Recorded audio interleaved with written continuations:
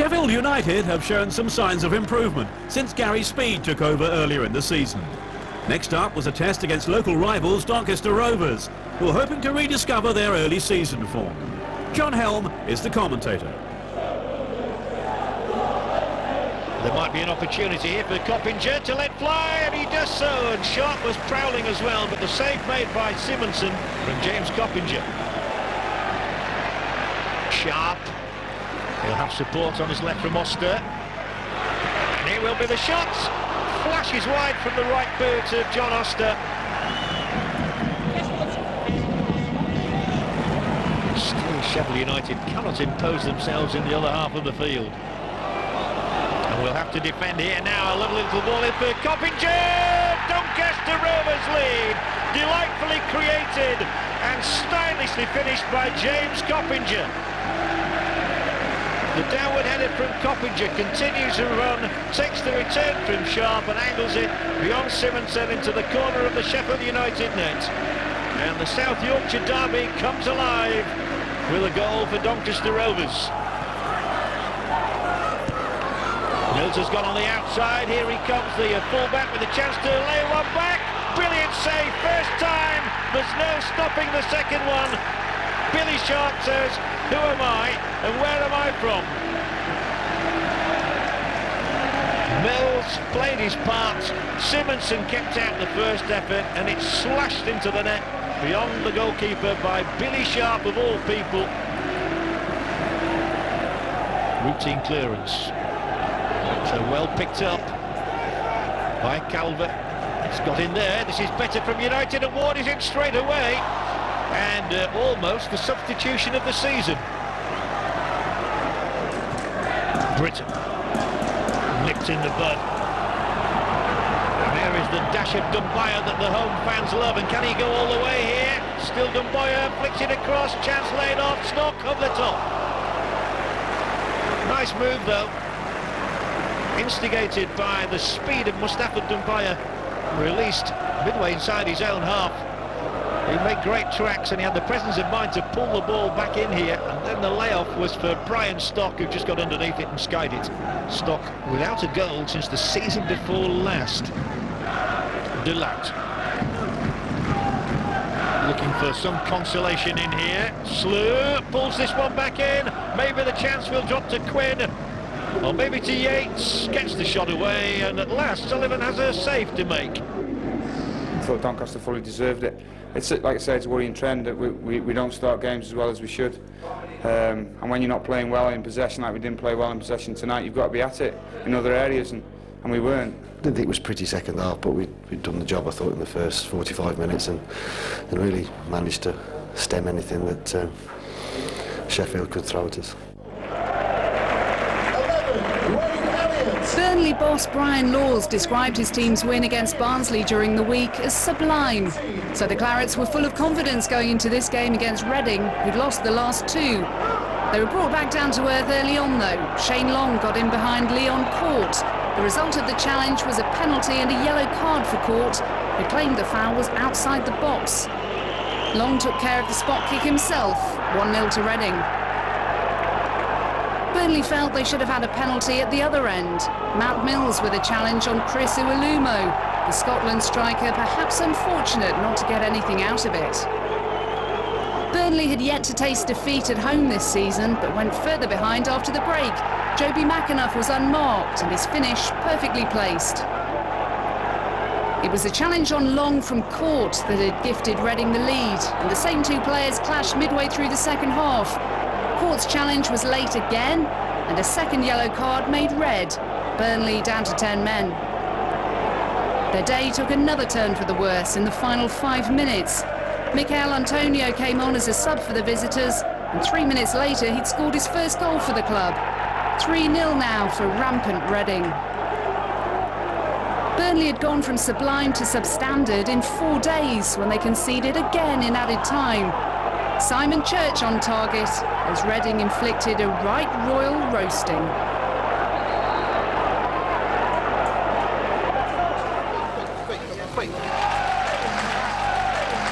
Derby went into this one unbeaten in 6, whereas Millwall have rather gone off the boil at home recently. In fact, the Lions' last victory at the Den was back in August, so Kenny Jackett would have been thankful that his side struck early in this match through Steve Morrison. Now, he's been on a bit of a barren run of late, not that you'd have guessed from that finish, his first goal in 8 league games. But Monday strikers need to know how to provide as well as score. Morrison more than doing Dean Leacock for pace, and his cross could barely have been more inviting. For Theo Robinson, that's what you call an emphatic header. 2-0 it finished. The Lions leapfrog their opponents in the table.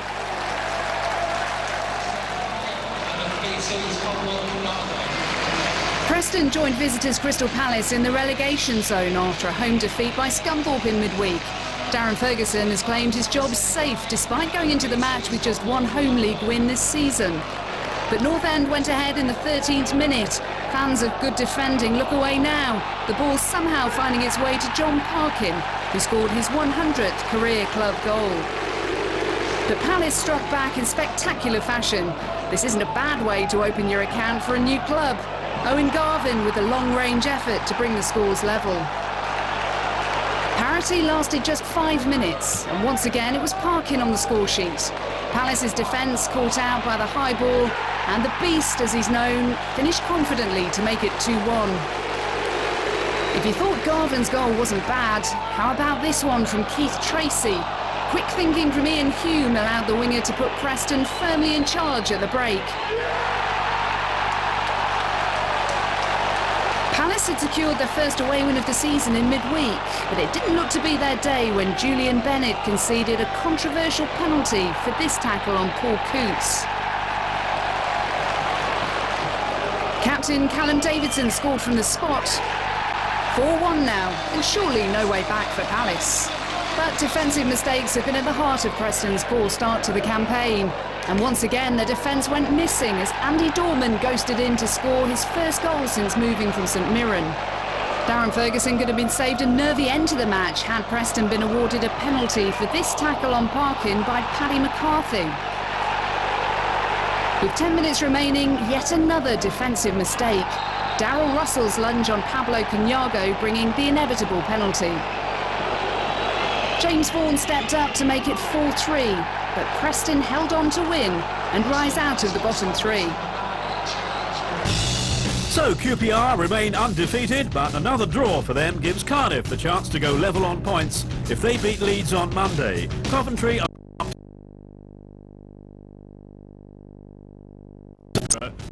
drops them into the relegation zone.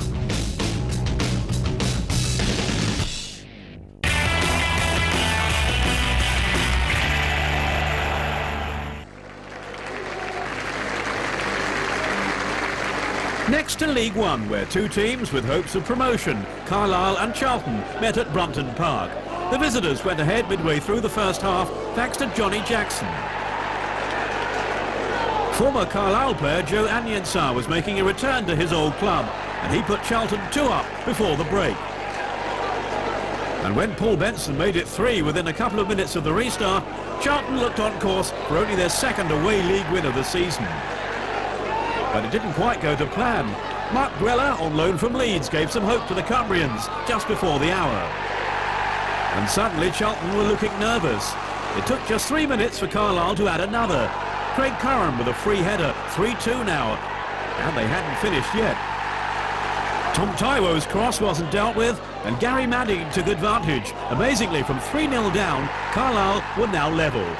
But there was still one more twist to come. The match was in stoppage time when Benson struck again for Charlton. 4-3, and this time it was too late for another Carlisle comeback. Brighton won 2-0 at home to Yeovil and extend their lead at the top to 6 points, as Bournemouth were held to a 1-1 draw at Sheffield Wednesday. Southampton came back from a goal down to beat Oldham 2-1. Teenager Alec Chamberlain scored his first ever senior goal to win the game for the Saints.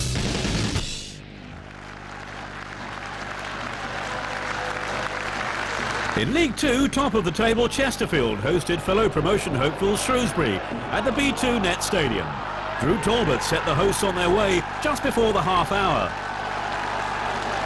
And that lead was doubled late in the first half. Dan Gray with the cross. Veteran striker Jack Lester headed in his 4th of the season. There was still time for another two before the break, and what a goal it was. Craig Davies with the strike. Chesterfield 3 up by half-time and heading for a third win on the spin. And Davies was at it again after the restart. This was the former Brighton man's 10th of the season. So 4-0 and the match was all but over. But Mark Wright pulled one back for the Shrews with 10 minutes still to play. And the match had entered its final minute when Wright released Kevin McIntyre to make it 4-2. There was just about time for more. Craig Disley's diving header for 4-3. But Chesterfield managed to hold on for the win.